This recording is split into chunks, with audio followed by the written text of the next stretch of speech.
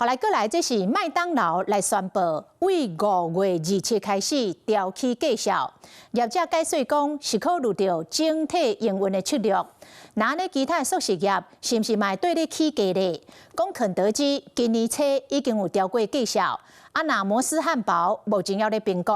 漢堡王是講，並無起價的規劃。招牌品項一登場，總是聲滿滿的排隊人潮。連鎖的素食品牌麥當勞用多元的選擇成人客，不過最近卻傳出要起價。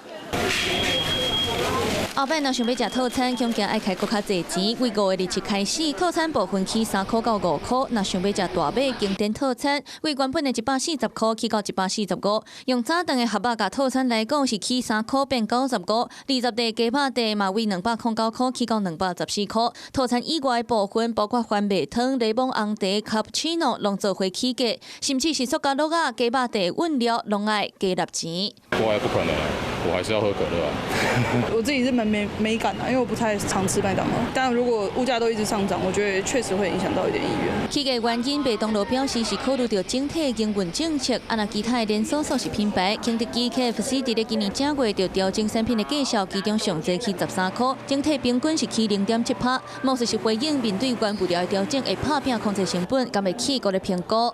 麥當勞是回應目前無規劃要起價，請消費者放心。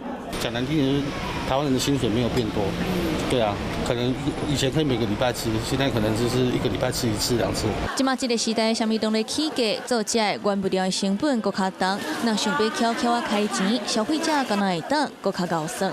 Hello， 我是林仙怡，想要搶先掌握最及時的新聞資訊嗎？趕快訂閱、按讚、開啟小鈴鐺，鎖定華視新聞 YouTube 頻道。